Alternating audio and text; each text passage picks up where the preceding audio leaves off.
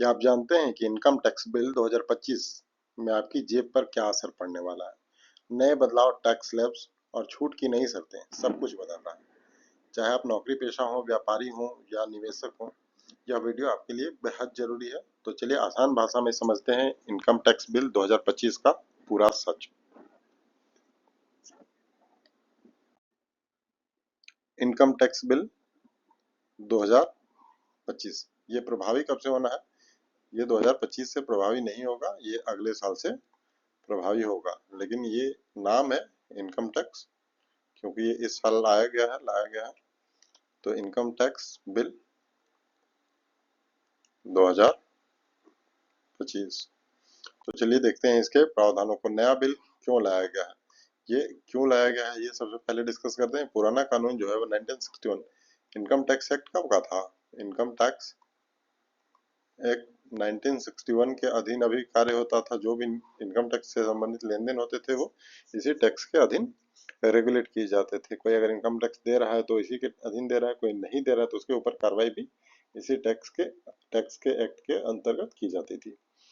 ये क्या था, 1961 में जब किया गया था तो इसकी जो खामियां थी ये बहुत कठिन था, और इसका जो लैंग्वेज था वो एकदम जटिल था। मतलब बहुत आसान से लोगों को, जो जो सामान्य लोग हैं उन्हें समझ में नहीं आता। सामान्य से ये मतलब नहीं है कि एसटी एससी जनरल और सामान्य, ये वाले नहीं। मतलब जो जनसाधारण लोग हैं उनको समझ में नहीं आती थी ये भाषा, इसलिए ये किया गया। नया बिल में क्या है, ये सरल किया गया है, आसान भाषा में समझाया गया है। ये चीज़ों को डिजिटल भी किया गया है और टैक्स पेयर के लिए फ्रेंडली बनाया गया है, ताकि लोग स्वयं भी अपना टैक्स भर सके। हर छोटे छोटे काम के लिए सीए सीए आदि को ढूंढने की आवश्यकता ना हो, या फिर छोटे छोटे काम के लिए किसी आप एडवोकेट के आगे पीछे घूम रहे हैं या सीए के आगे पीछे घूम रहे हैं, इस तरीके की चीजें ना हो। आप इसे सरल भाषा में आसानी से समझे, टैक्स पेयर के लिए फ्रेंडली है।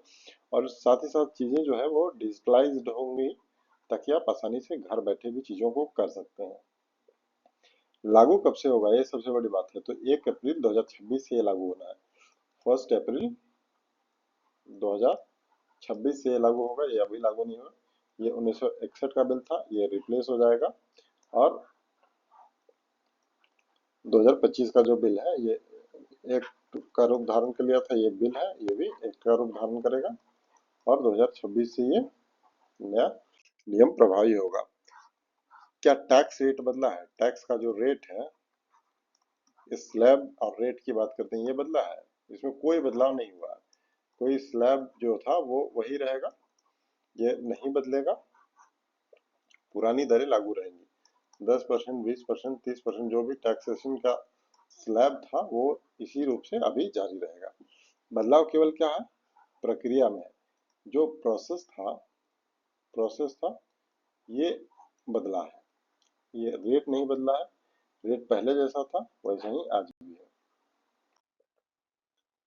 क्या बदला है, नया जो बिल है, नया बिल जो एक्ट का रूप धारण करेगा और अधिनियमित हो जाएगा, इसमें बदला क्या है? सरल भाषा में ड्राफ्ट।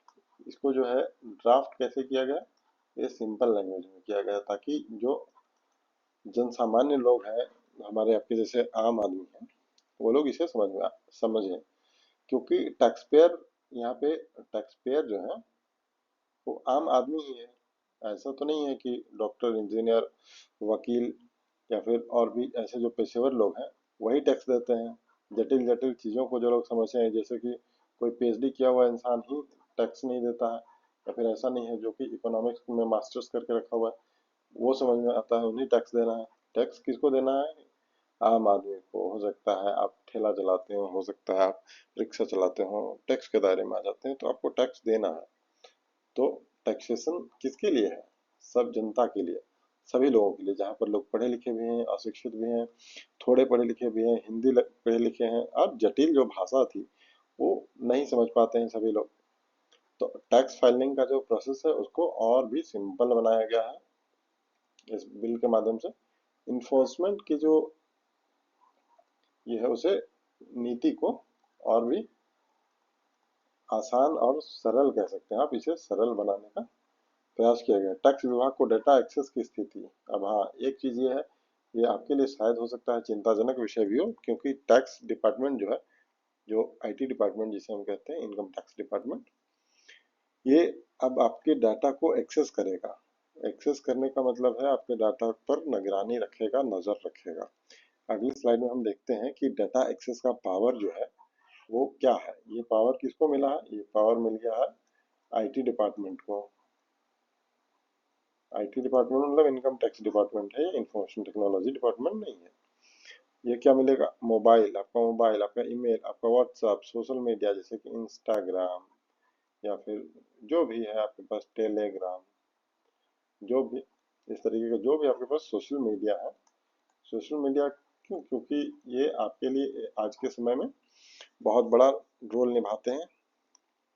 तो जो सोशल मीडिया है यहाँ तक पहुंच बनेगा मोबाइल, क्योंकि आप मोबाइल नंबर देते हैं इनकम टैक्स के अंदर, हो सकता है आपके मोबाइल में जो आने वाले मैसेजेस हैं उनको ये रीड करें।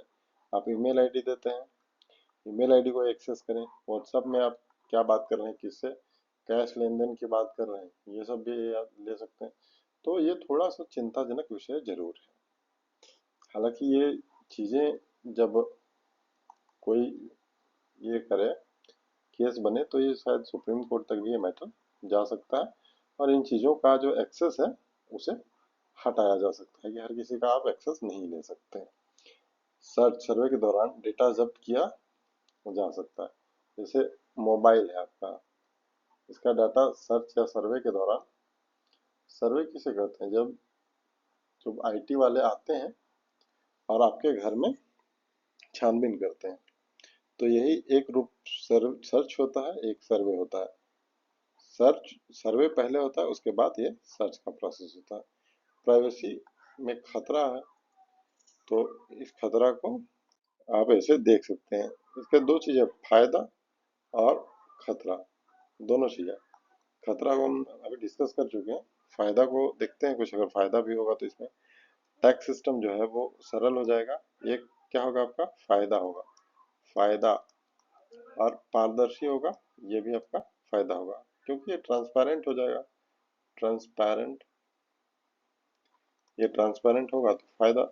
निजता पर खतरा, यानी कि आपकी जो प्राइवेसी है, प्राइवेसी, इस पर खतरा हो जाएगा। डिजिटल सर्विलांस की संभावना, जैसा कि हमने पहले डिस्कस किया है कि आपका जो मोबाइल है या व्हाट्सएप है, व्हाट्सएप, मोबाइल व्हाट्सएप या फिर ईमेल या फिर और भी कोई सोशल मीडिया ऐप जिसे आप इस्तेमाल करते हैं, सोशल मीडिया का कोई भी ऐप हो सकता है, इंस्टाग्राम, फेसबुक, ट्विटर, कुछ भी हो सकता है।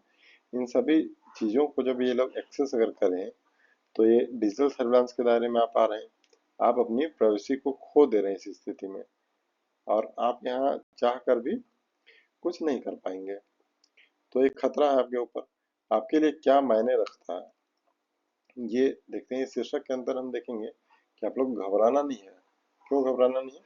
क्योंकि अभी तुरंत से ऐसा कुछ नहीं हो रहा है। ये लागू होगा 1 अप्रैल से, लेकिन हाँ 1 अप्रैल 2026।